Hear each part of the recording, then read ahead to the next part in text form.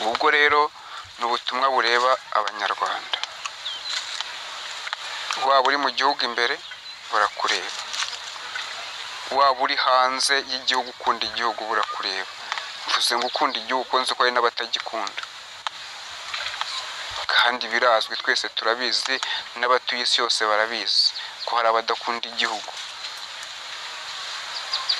Nagize iyerekwa mw'iyi minsi ritera intera ubwoba, ariko kandi mu kukuntera ubwoba nari ndi muhe byo gusenga, bituma Imana nyibaza neza impamvu y'iryo yerekwa. Nabonye ibintu bikomeye,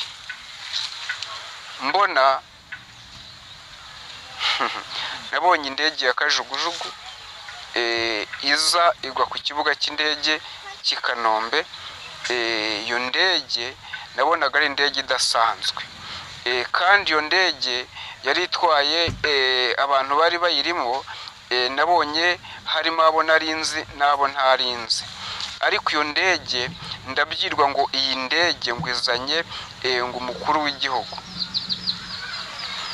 Namureba nkabona si umukuru w'igihugu nzi, nkabona ameze nk'umuntu wapfuye kera, azanwa n'abantu bari bari kumwe. Nkabona harimo abonzi bari mu gihugu imbere, bamwe na bamwe ndabazi ku masura, hari n'abo nzi ku mazina,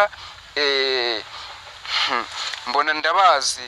Hanyuma ngiye kubona mbona iyo ndege iraguye, imaze kugwa abantu bavuyemo, nawe avuyemo, ariko nkabona n'ubwo avuyemo ameze nk'umuntu wapfuye kera. Mbaza Imana ngo Mana, uyu muntu uko mbona yapfuye kera, ibi bintu bivuze iki? Ko mbona azanywe n'abantu nzi, kandi aba bantu bamwe nkaba mbona ari abasivile, abandi ari abandi bantu mbona bameze nk'abantu bari mu mirimo ikomeye mu rwego yo mu gihugu. Ibi bintu bishatse kuvuga iki? Mwuka w'Imana aransanga arambwira ngo mu gihugu harimo abantu bimitse ubwami bwashaje kera, bimitse umuperezida wapfuye kera. Hanyuma ngo niyo ndetse ngo bahora bitwaza ibyahise. Hanyuma mu gihe kinsobanurira gutyo, ngiye kubona mbona urabona uriya musozi, murawureba, umusozi witwa uriya musozi utuye hejuru yo mu Gasyata, ndumva bawita Nijari. Ibyo ari byo byose, mbona uriho ishyamba ryinshi. Iryo shyamba mbona ryuzuye abasirikari, kandi mbona barimo baracukura ibintu bimeze nk'indaki. Bagacukura bakajyamo, baracukura umusozi wose rwose mw'iryo shyamba, barawuzura benshi cyane. Ngiye kubona mbona hazamutse umuhanda uva mu Gasyata hariya hafi rwose, hafi ahangaha ya Nyabugogo, uzamukamo hejuru, ariko ugenda uberamye, uragenda ugera ahantu hari iminara. Aho iminara abantu barahazi, nimavuga barahazi, ntiriwe mvuga ngo hameze gutya na gutya, barahazi. Uwo muhanda uwo muntu arangije, umaze kuwacika awunyuzamo. Amaze kuwunyuzamo agenda anyereka buri kimwe cyose, anyereka indake, anyereka abantu barimo b'abasirikare, arangije anyereka n'intwaro bari bafite, akagenda ambwira amazina yazo. Arangije arambwira ngo ntureba uko uyu musozi wabonye ari ishyamba, kandi utari ishyamba rigera ahangaha, ngo hanyuma ukabona ngo ucukuwemo indake kandi wuzuye abasirikare, ngo niko Uwiteka Imana ashatse kubigenza, kugira ngo yereke abantu ko ari we uzi kurinda. Hanyuma ndakomeza, mbona harimo abantu benshi nzi, harimo abasirikari nzi batashye, nkabona harimo n'abasirikari bakomeye. bakomeye muri iki gihugu, bamwe twagiye ngira umugisha wo kuvugana nabo muri urwo rugendo nari ndimo, nkababaza ngo se ibi ngibi ko mbona mwacukuye imyobo imeze gute, bakagenda bansobanurira buri kimwe cyose n'uwo muntu turi kumwe, ariko ibi ntabwo byarangiriye aho ngaho. Hanyuma ngiye kubona mbona ari ahantu hari i Kanombe uzamutse werekera mu Busanza, bahita kuri Majerwa, mbona hacitse umusozi muremure. Uwo musozi ubaye muremure kandi uwo musozi nawo ujeho ishyamba, uteyeho ibiti byinshi by'ishyamba. Ngiye kubona mbona hirya yaho hashamitseho undi musozi, nanone hirya yaho nanone mbona hashamitseho undi musozi. Uwo musozi uba hagati, ariko uba hagati usumba iyo misozi yose, uba hagati usumba iyo misozi yose ishamitse ku ruhande. Uwo musozi wari ufite hari ibintu byawutandukanyaga n'indi misozi, kandi sinzi uko babyita, biterwa n'ahantu aho abantu n'agace umuntu aba aratora. Haravuga imihora, haravuga ibihandagaza, haravuga izindi ndimi, biterwa n'agace waburimo. Ariko ngewe nabonaga ari nk'umuhora uri hagati y'iyo misozi yombi. Uwo muhora abantu bose bamanuka kuri iyo misozi bazaga bakanyura muri iyo mihora. Iyo mihora yose yashokaga yerekera ariya ku kibuga cy'indege cy'i Kanombe. Ariko nabonaga hatunze imbunda nini yarebaga ku kibuga cy'indege cy'i Kanombe, ikareba no mu kigo cya gisirikare cya Kanombe.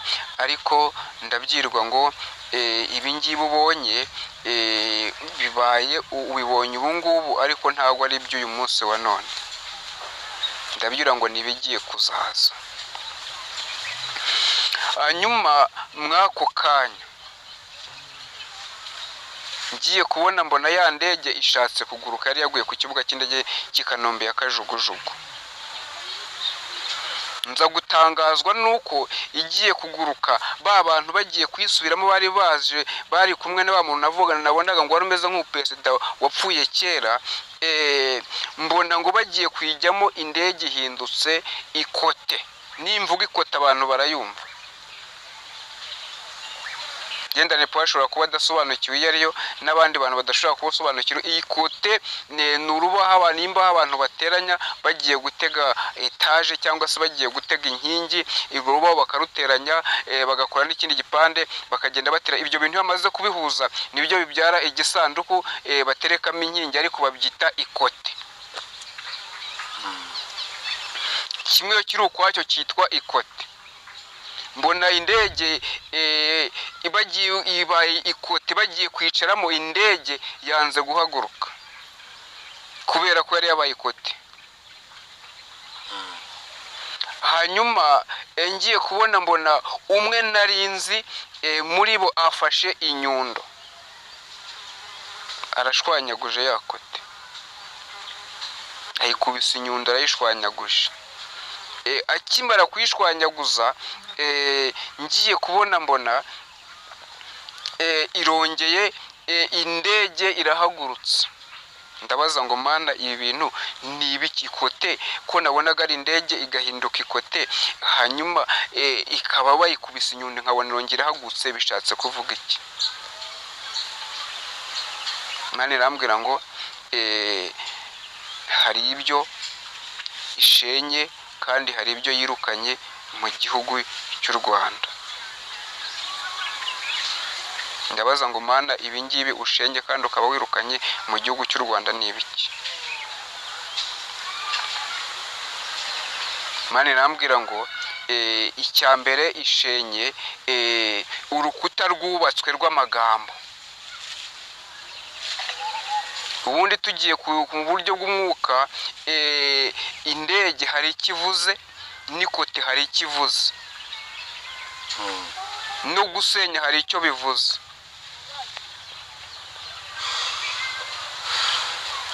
Ikote, indege mu buryo bw'umwuka ni nk'ubutabazi buba buje bwihutirwa.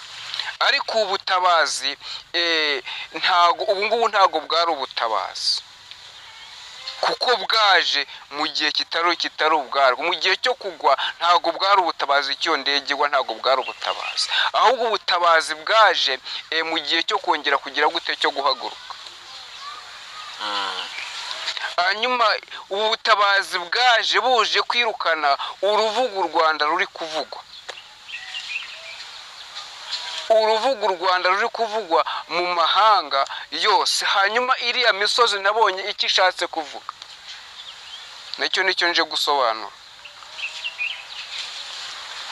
iyi misozi nabonye, uriya musozi twabonye waje ruhinduka, nababwiye ko ari uburinzi Imana yari ishyize ku Rwanda, ku mujyi wa Kigali. hanyuma iyi misozi twabonye itatu, umwe uri hagati usumba indi, Imana iyita amazina. uyu musozi umwe, uyu muremure witwaga umusozi witwa Amerika, hanyuma undi musozi wari iburyo wari undi musozi witwaga ikindi gihugu nacyo ngiye kuvuga, wari igihugu wari umusozi uhuriyeho n'ibihugu bitandukanye byo mu mugabane umwe w'Uburayi. hanyuma undi musozi wari ubumoso wari undi musozi nanone, urundi musozi uhuriyeho n'ibindi bihugu byo muri Afurika.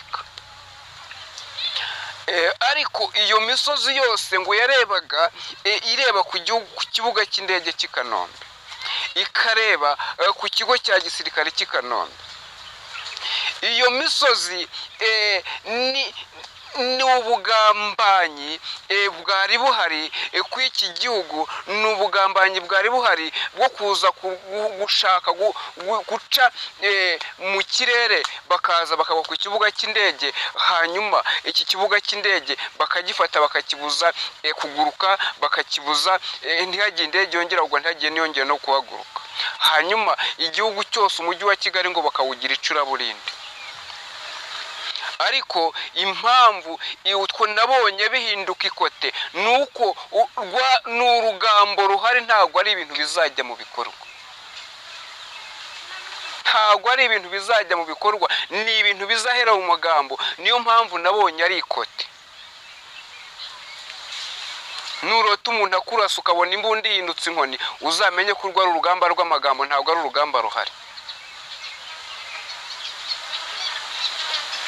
hanyuma kongera gukubita inyundo akabona iriya ndege iragurutse iragiye. Imana yongeye yasenye bya bindi twavuze ko nabonye banza gusenya, hanyuma arongera ateranya. guteranya niko guhagurutsa bigenda. Imana irambwira ngo ibi byose, uru rugambo n'ubugambanyi bwose bukwiye ku iki gihugu, ibushubije iyo bwaturutse. Imana irambwira ngo icecekesheje iminwa. umunsi umwe twinjiye mu byanditswe, twabonye umugabo witwa Daniyeli arimo asenga ngo inama zirakorwa, ndetse n'ubugambanyi nabwo burakorwa, ndetse ngo bategeka ko nta yindi mana ikwiye gusengwa ngo uretse umwami Nebukadinezari wenyine. uwo ngo niwe agomba gusengwa, niwe agomba gupfukamirwa. uyu munsi hari umwami witwa Amerika, uwo nguwo ngo niwe ushaka ko, niwe wishyize hejuru y'ibindi bihugu byose, niwe wishyize hejuru y'ibikomeye byose, niwe wumva ko akomeye kurusha ibindi bihugu byose, ngo niwe ushaka gusengwa. ariko Imana irambwira ngo uyu mwami imwamuriye ku gihugu cy'u Rwanda, uyu mwami imwamuriye ku mugabane wa Afurika, uyu mwami imwamuriye, imucishije bugufi kubera yuko yishyize hejuru akikuza. ariko nyuma y'ibi ngibi Imana irambwira ngo kubera ko uyu mwami yishyize hejuru, kubera ko uyu mwami yiteretse agashaka gupfukamirwa, Imana irambwira ngo imuciye ku ngoma. nongere mbisubiremo ngo imuciye ku ngoma. Imana irambwira ngo uyu mwami iramusenya, imusenyanye n'ibye byose uko imucishije bugufi. hanyuma ngikomeza, turaza kwinjira mu ijambo mu kanya tudatinze. ndacyavuga ku by'u Rwanda. hanyuma Imana irambwira ngo abanyarwanda ngo mutuze, ariko kandi mufate ibihe byo gusenga, musengere igihugu cyanyu. hanyuma turaza gusoma amagambo dusanga twihute dusomere. Turaza gusoma amagambo dusanga mu gitabo cyo Kuva cyangwa se mu bafite Bibiliya ntagatifu yimuka Misiri. ibice Dusomere ibice byaho bibiri. umurongo Dusomere uhereye ku murongo waho Kuva uhereye ku murongo waho wa 23 ugeze ku wa 25. hashize iminsi myinshi Ngo hashize iminsi myinshi umwami wa Egiputa aratanga ngo umwami wa Egiputa aratanga, Abisiraheli banihishwa n'uburetwa bakoreshwa barataka. ngo Abisiraheli banihishwa n'uburetwa bakoresha barataka. Gutaka batakishwa n'uburetwa kurazamuka kugera ku Mana. Ngo gutaka batakishwa n'uburetwa kurazamuka kugera ku Mana. Imana yumva umuniho wabo, hanyuma Imana yumva umuniho w'Abisiraheli. Imana yumvise umuniho w'Abanyarwanda. Imana yumvise gutaka n'imihangayiko Abanyarwanda bafite. Iyi mihangayiko Abanyarwanda bafite ntago bayifite bonyine, bayifitanye n'abandi bantu navuze ngo mu ntara nshya. Intara nshya ni ijambo nakoresheje iri mu gihugu cya Kongo, kuko ibihabera byose byitirirwa Abanyarwanda.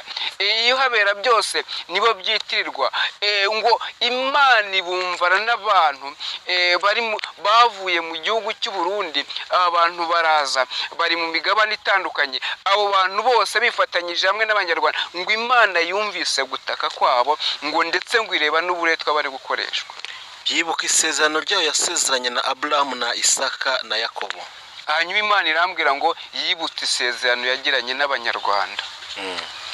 Murigira ntabwo nzi igihe barigiraniye nayo, ariko Imana yibutse isezerano yagiranye n'Abanyarwanda. Imana ireba Abisiraheli imenya uko bameze. Hanyuma ngo Imana ireba Abisiraheli, imaze kureba Abisiraheli imenya uko bameze. Mwakiriza ijambo ry'Imana. Mwakira ijambo ry'Imana. Imana imenya uko abantu bameze, ariko abantu ntabwo bashobora kumenya uko bameze. Munyumve neza, Imana imenya uko abantu bameze ikabira bikabyitegeza, ariko abantu bo ntabwo babasha kumenya uko bameze. Hari impamvu abantu batabasha kumenya uko bameze, nuko bafite ibyabahumye amaso. Ijambo ryarambwiye ngo bafite amaso barareba ariko ntibagira gute, ntibabona. Rirongera rambwira ngo bafite amatwi yo kumva ariko ntibumva. Nuko ijambo ryambwiye, ariko Imana yirareba. Hanyuma imenya Abanyarwanda uko bameze, imenya abantu bitwa Abanyamurenge uko bameze, imenya abantu bitwa impunzi zo mu Burundi uko zimeze. Irazireba, irazitegereza, imenya uko bameze. Ngo nuko ngo yumva gutaka kwabo, ndetse batakishwa n'uburetwa n'agahato bashyirwaho, n'umubabaro bashyirwa, n'igitutu bashyirwaho. Imana irabimenya. Abisiraheli iki gihe bari bafite bakoreshaga uburetwa, kandi babukoreshaga badatuje. Bari bafite igitutu cyari kibariho, babotsaga igitutu nk'icyo bari kotsa Abanyamurenge, nk'icyo bari kotsa Abanyarwanda, bakabacurira ibico bakabicura, ndetse n'inama zigakorwa, ariko umunsi wo kubishyira mu bikorwa Uwiteka Imana akabihuha. Aba Bisiraheli ngo ntibabyaraga ngo umwana w'umuhungu akure, baramunigaga kubera ko babonaga bazabarusha amaboko. Umva Rwanda icyo baguhora, nuko wabona utera imbere bidasanzwe, nuko wabona ubwenge n'ibikorwa byawe bihambaye bino bigenda bisatira ibyabo. Imana ibaho umugisha, nicyo muri kuzira. Hanyuma tugiye kwinjira mu ijambo nyirizina. Hanyuma iri jambo tugiye gusoma, ndashaka kugira ngo mbanze nereke nanone nongere ngire ikintu mvuga ku butumwa nahawe kuri bihugu duturanye, ndetse ndaza no kuvuga ku gihugu cyo muri Amerika, ku mugabane wa Amerika, kuko naho mfite ubutumwa bwabo. Imana ibaho umugisha. Hanyuma muradufasha, muraza kuba mu ruhande rwacu, mukurikire, muze kureba. Hanyuma mfite inzandiko nshaka gutanga hano nshaka guha abantu bamwe ndaziha. Uru ni urwandiko rumwe, murabona ko ibaruwa yanditseho inyuma. Iyi baruwa yandikiwe abarundi ndetse n'abarundikazi. Iyi ni baruwa ya mbere. Mfite indi ya kabiri. Iyi ngiyi yandikiwe nayo urabona ko yandikiwe abanyamurenge ndetse n'igihugu cya Kongo nibo yandikiwe. Iyo ni indi ya kabiri. Mfite n'indi hano ya gatatu. Iyi ngiyi iyo ntisanzwe, urabona ko itandukanye n'izindi zose mfite. Iyi ngiyi yandikiwe igihugu cya Amerika, umugabane wa Amerika. Iyi ngiyi niyo yandikiwe. Izi zose ndaza kuzivugaho mu kanya tumaze gusoma ijambo ry'Imana dusanga mu gitabo cy'umuhanuzi Yesaya. Nibwo ndagaruka ku izi baruwa nzivugeho zose tumaze gusoma ubu butumwa dusanga mu gitabo cy'umuhanuzi Yesaya. Uradusomera Yesaya igice cya 60 uhereye ku murongo waho. Banza dusomere igice cya 6 umurongo wa 18 ugeze ku wa 22.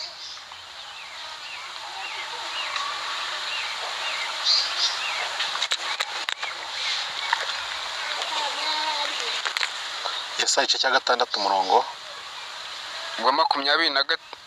wa 18 ugeze 22. 6:18-22. Yesaya igice cya 6 umurongo wa 18.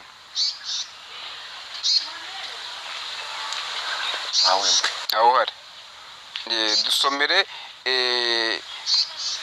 60 turaza kubigarukaho inyuma. Yesaya 60. Here ku murongo waho wa mbere ndaza kurura turasoma ngenda guhagarika. Umukiza w'umunyamahanga azaturuka i Siyoni. Ijambo ry'Imana riravuze ngo umukiza w'abanyamahanga azaturuka i Siyoni. Byuka urabagirane kuko umucyo wawe uje. Byuka urabagirane yewe kuko umucyo wawe uje. Kandi ubwiza bw'Uwiteka bukaba bukurasiye. Kandi ubwiza bw'Uwiteka bukaba bukurasiye. Dore umwijima uzatwikira isi. Dore umwijima uzatwikira isi. Umwijima w'icuraburindi uzatwikira amahanga. Umwijima w'icuraburindi uzatwikira amahanga. Ariko Uwiteka azakurasira kandi ubwiza bwe buzakugaragaraho. Kandi Uwiteka azakurasira kandi ubwiza bw'Uwiteka buzagira gute? Buzakugarukira. Amahanga azagana umucyo wawe. Amahanga azagana umucyo wawe. N'abami bazagusanga ubyukanye kurabagirana. N'abami bazagusanga ubyukanye kurabagirana. Buretse gatoya. Ndashaka kuvuga ku ibaruwa twavuze. Iyi ngiyi yandikiwe igihugu cya Kongo cyangwa se intarashya. Navuze namye mvuga ngo ni intarashya. Nayise intarashya kuko nuko nahawe kubivuga. Ni intarashya. Ntabwo ndongeraho ngo mvuge ngo ni bimeze gutya na gutya ngo nabana. Oya, ni intarashya. Iyi ntarashya ndashaka kuvuga ku ibaruwa. Iyi baruwa irimo impapuro ebyiri. Urupapuro rwa mbere nguru murarubona rwanditseho. Muriho murarubona rwanditseho. Uru ni urupapuro rwa mbere. Urupapuro rwa mbere ni ibaruwa yandikiwe ubuyobozi bw'i Kinshasa ibusaba. Nongere mbusubiremo ngo ibusaba. Irabusaba ibi bikurikira.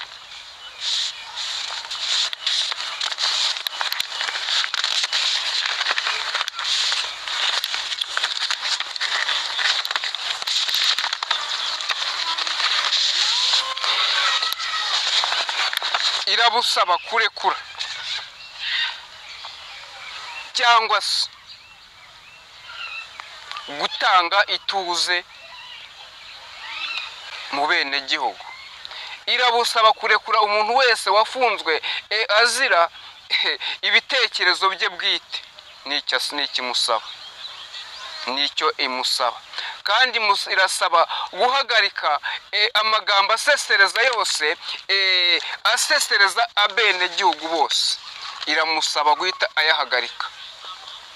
Iramusaba guhuriza abantu hamwe, hanyuma agategekwa guhita ategekwa kubacungira umutekano byihuse, nta yandi mananiza abayeho, atitwaje ngo abaturuka ahangaha, atitwaje ngo abangaba ngo bavuka mu gace kanaka, atitwaje ngo bavuga igiswahili, abandi ngo bavuga iringara, abandi ngo bavuga ikinyarwanda. Ibyo atabyitwaje uko n'abenegihugu babo. Iyo ni ibaruwa ya mbere, ni urwandiko rwa mbere rurimo. Hanyuma harimo urundi rwandiko rwa kabiri, muraza gusanga nabyo bifite icyo bivuga. Hanyuma nayo ndaje nze nyibereke muyirebe. Iyi ngiyi nayo ifite ibyayo isobanura ku giti cyayo. Ni ibaruwa ngufi cyane, ariko kandi irimo amabwiriza akurikira. Nayo yanditseho n'imashini kandi yanditseho n'intoki. Aya ngaya amabwiriza aravuga ngo nshingiye ku mirimo n'isezerano nagiranye namwe, mwihute mujye gutabara abarengana. Nuko bivuga. Ninjye Uwiteka Imana uvuganye namwe, kandi ninjye nje gukorana namwe. Ninjye wabahagurukije mbakuraho mwari muri, ndabazana ngo murengere abantu banje niremeye. Hanyuma ngo andi mabwiriza akomeza avuga ngo niba mudatambutse ngo Uwiteka aje kwikorera. Kandi Uwiteka arambwira ngo nimbabwire ngo niyo bahamagaye. Hanyuma arambwira ngo uyu munsi wa none turi ku itariki 21, ngo ntago bizageza ku itariki 15 z'ukwezi kwa gatatu mutarabona impinduka ku rugamba, mutarabona impinduka kuri buri kimwe cyose, mutarabona impinduka mu nzira mugendamo. Nubwo butumwa nari mfite ku icyo gihugu. Hanyuma turaza komezaho warugereje nanone dusome.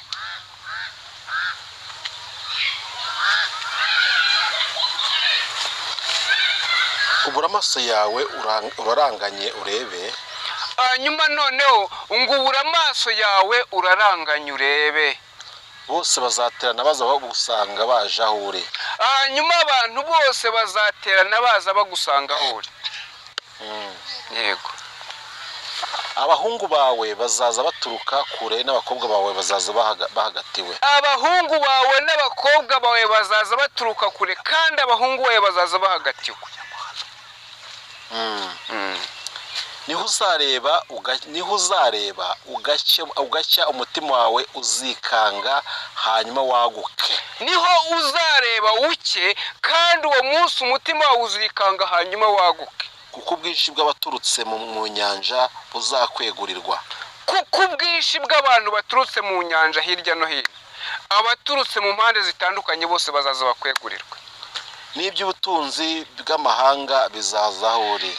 N'iby'ubutunzi bw'amahanga bizaza aho uri.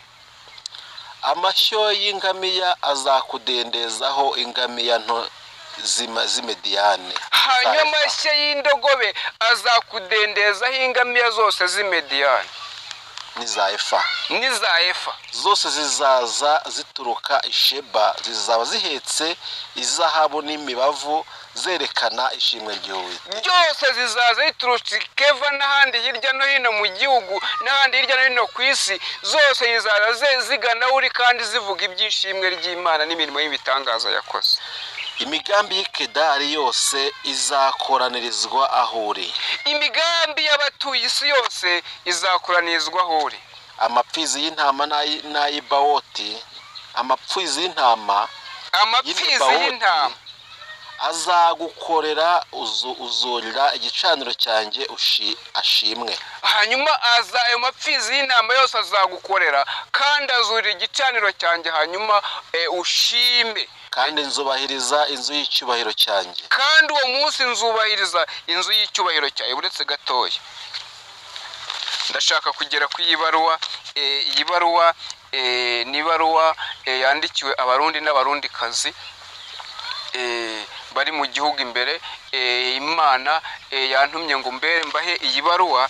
Hanyuma iyi baruwa ngo iravuga ibingibi bikurikira.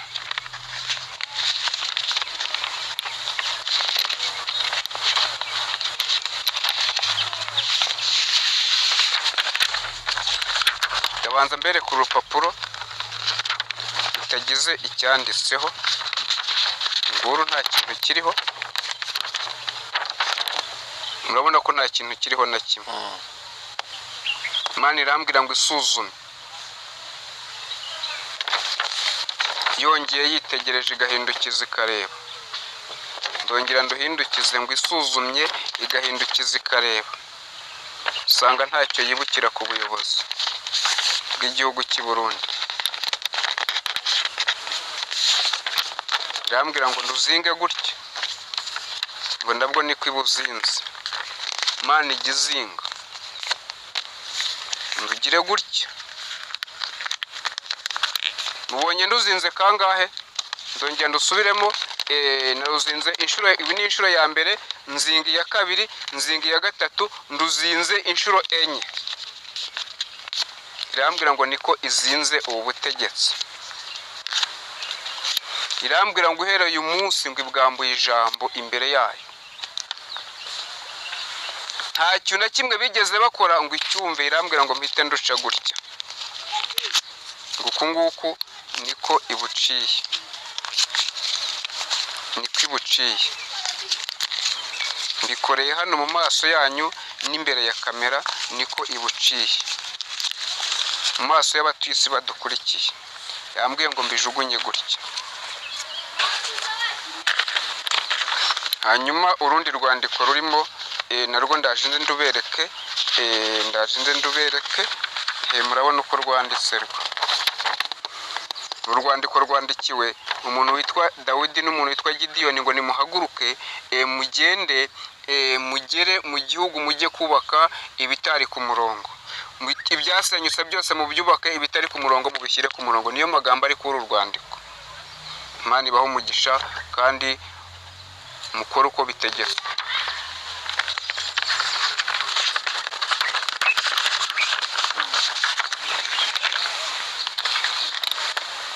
Dusomera amagambo dusanga muri Yakobo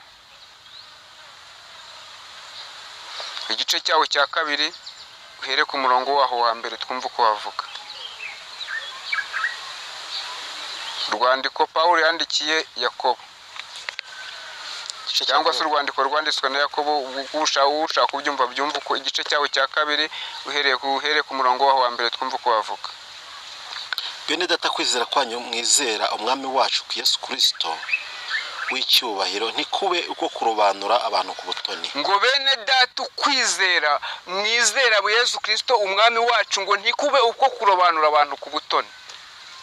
Nihagira umuntu uza mu iteraniro ryanyu yambaye impeta y'izahabu n'imyenda y'akataraboneka, akinjira n'umukene wambaye ubushwambagara, ngo nihagira umuntu uza mu iteraniro ryanyu yambaye impeta y'izahabu n'imyenda y'icyubahiro, ngo akinjirana n'umukene, namwe mukita ku wambaye imyenda y'akataraboneka, mukamubwira muti mwicara aheza, naho wa mukene mukamubwira muti wehoho hagarara iriya, cyangwa wicare munsi y'agatebe k'ibirenge byanjye. Mwumvise uko ijambo rivuze? Iri jambo ribwiwe uyu muntu aba bantu maze kuvuga nyuma. Mbese iyo mugenje musyo ntimuba mwirobanuye mukaba abacamanza batekereza ibidakwiye? Ngo nihagira umuntu uza twamubonye ngo yambaye impeta y'icyubahiro, yambaye imyenda y'impeta y'izahabu, yambaye imyenda y'icyubahiro, ngo akazana n'umukene, ngo hanyuma ngo mugafata ngo umukire, ngo mukabubwira ngo nimukamutambutsa ngo nagende yicare ku ntebe hariya, hanyuma ngo mukabwira n'umukene ngo nahagarare cyangwa yicare munsi y'intebe y'ibirenge byanyu, ngo mbese ngo ubwanyu ntabwo muzamwirobanuye. Imana irambwira ngo nicyo gitumye ubu butegetsi buciye kuriya mubonye byagenze, ngo nuko bwirobanuye, ngo mwebwe ntimuzagerageze gukora gutyo kuko namwe muzamwirobanura, ngo nimuramuka mubikoze namwe nuko bizagenda. nimwumve bene data bakundwa, ngo nimwumve bene data bakundwa, mbese Imana ntiyatoranyije abakene b'iby'isi ngo babe abari bo baba abatunzi bo mu byo kwizera? ngo mbese ngo ntiyatoranyirije abakene bo mu by'isi ngo babe abatunzi mu byo kwizera, baragwe ubwami basezeranije abayikunda, ngo hanyuma ngo baragwe n'ubwami yasezeranije abayikunda, baragwe n'ubwami Imana yasezeranije abantu bose bayikunda. ariko dore mwebweho mwasuzuguye umukene, ngo ariko dore bariya bo basuzuguye umukene, mbese ye abatunzi si bo babatwaza igitugu, ngo abatunzi so batwaza igitugu, batwaza abakene igitugu, bakabakurubanira mu nkiko, bajya kubanyaga ibyabo. si bo batuka rya zina ryiza mwitirirwa, si bo batuka rya zina ryiza ryitwa Kirisito abantu twese twitirirwa. Namwe ariryo ryabahamagaye rikaba ariryo ribaho n'ubutumwa ngo mukore ibyo mugomba gukora, ariryo ribashyigikiye. nyamara nimba musohoza amategeko y'umwami wacu, ngo nyamara niba musohoza amategeko y'umwami wacu, nk'uko byanditswe ngo ukunde mugenzi wawe nk'uko wikunda, ngo nk'uko byanditswe ngo ukunde mugenzi wawe nk'uko wikunda, muzamukoze neza, ngo muzamukoze neza nimukora ibyo ngibyo rwose. ariko niba murobanura abantu ku butoni, muzamukoze icyaha, mutsinzwe n'amategeko y'uko mwacumuye, Imana ibaha umugisha. Nawe urakoze kudusomera. Nta bintu byinshi ndi buvuge ku ibi ngibi, kandi nanakomeje nageze kuri ya baruwa yindi ntoya ndimo ngenda ngana ku musozo. Iyi baruwa nabwiye ko yandikiwe Amerika. Iyi baruwa niyo yandikiwe, irambwira urwandiko rurimo ni urwandiko ntago ntegetswe kurufungura, ariko Imana yambwiye ngo mbwire iyi baruwa nyitangaza hano, imbwire ngo ni urwandiko Imana ihaye uyu mugabane. Irambwira ngo gasopo, ngo murekere aho ngaho, kuko uyu munsi wa none ngo Imana ihagurukije undi mwami uje gusimbura Amerika. Kandi uyu nguyu aje ari insuzugurwa, uyu nguyu aje aruciye bugufi, kandi aje mu gihe mutaze, kandi Imana irambwira ngo mugiye kuraswaho n'ibitero mutazi aho biturutse. Abanyarwanda baca umugani wa kebo ngo inkoni ikubise mu kiye wirenza urugo. Imana irambwira ngo mugiye ugabwaho n'ibitero bitunguranye, kandi ibitero bizabashegesha. Uwize nigeze babwira ngo hari ikintu kigiye kuhaba, murabipinga, ariko byarabaye. N'ubu ngubu mugiye ugabwaho n'ibitero bitandukanye, kandi ibitero bizabacamo igikuba. Agannye ku musozo. Nubwo butumwa nari mfite, Imana ibaho umugisha. Imana iguha umugisha, ndumva nta kintu narenzaho, ariko ibyo ari byo byose ni ugusenga. Ndakeka ariko ibintu bimeze, ibintu ni ugusenga, kandi uwo kumva yumvishe. Reka twene ku musozi w'ubutumwa bw'uyu munsi. Birashoboka yuko waba wakuvuza ko umubwira birambuye mugasengana, yagukenera ko nakuze nimero. Hari umuntu ushobora kwifuza ko dusengana, yampamagara. Ashobora kuba yifuza ko dusengana ku giti cye, ashobora kuba yifuza ko twamufasha gusenga ku buryo bwamuguri gurupe, kuko dufite gurupe dusengeramo. Iyi gurupe isenga buri munsi ku masaha akurikira saa 9 z'igicamunsi na saa 2 z'umugoroba. Ku babishoboye ni ukuri wifuza ko tugushyiramo, kandi ahantu abantu barahabohokeye, ahantu abantu barahakiriye, ahantu abantu baherewe imbaraga, nawe ngwino tugushyiremo, hanyuma tugufashe gusenga, nawe ufashe abandi. Ahantu abantu bahigira ijambo ry'Imana, ahantu abantu bamenyera buri kimwe cyose bakeneye mu nzu y'Imana. Nawe ushatse waza tugafatikanya. Hanyuma nushaka ko tumusengera, uduhamagara kuri nimero ngiye kuvuga 0788 24 79 09. Iyo ni nomero ushobora kumamagara ukanyandikira ku giti cyanjye, ariko iyo nomero ya groupe ushobora kwandikaho kuri WhatsApp. Iyo nomero nayo iri kuri WhatsApp, n'iyo mvuze iri kuri WhatsApp, iyo nayo iri kuri WhatsApp ni 078 78 76 238. Izo nomero zose uzimamagaye uzimbonaho no uzinyandikiraho turagufasha rwose, ntugire ikibazo. Imana ibaho umugisha. nawe Imana iguhe umugisha. Karibu n'isengesho. Turagushimye Mana nziza, tugushimiye ko wowe watwemereye ko dutambuka tukagera hano kugira ngo dutambutse ubutumwa. Ntabwo byari bitwara ko twari tumaze igihe turwaye, ariko ubaca inzira turatambuka kandi twahageze. Kandi Mwami mwiza, turakwinginze ngo imbaraga zawe zigaragare, igitinyiro cyawe kigaragare, ariko kandi Mwami mwiza turakwinginze ngo utange uburinzi ku bantu bawe. Turabizi neza ko hari abo kurinda, hari n'abo kutarindwa, turabizi kuko impamvu uze ngo hari abo kurindwa n'abo kutarindwa, hari abarwara bagakira, hari n'abarwara bagapfa uko igihe cyageze. N'ibiro niko bimeze, abo kurindwa ukomeze ubarinde, n'abo kuye amaboko nabo bareka nyine bagende, nta kundi, ntacyo twabirenzaho. Ariko icyo tugusabye, abo kurinda twese tukugireho umugisha. Tugize umugisha twese waturinda tukiberaho amahoro. Ariko niba ari uko wabiteguye, turakwinginze ngo uce inzira buri wese agomba kunyura atambuke kandi ahagere. Mu izina rya Yesu, bihagurukiye Abanyarwanda, bihagurukiye abarundi, bihagurukiye Abanyamulenge, bihagurukiye ibirwanya isi yose, ubihagurukire mu izina rya Yesu. Hanyuma Umwuka Wera akomeze atembere mu bantu wiremeye, kandi Umwuka Wera akomeze akore buri kimwe cyose twe tubisabye nkatwe, we n'ubikore nk'Imana mu izina rya Yesu. Amen.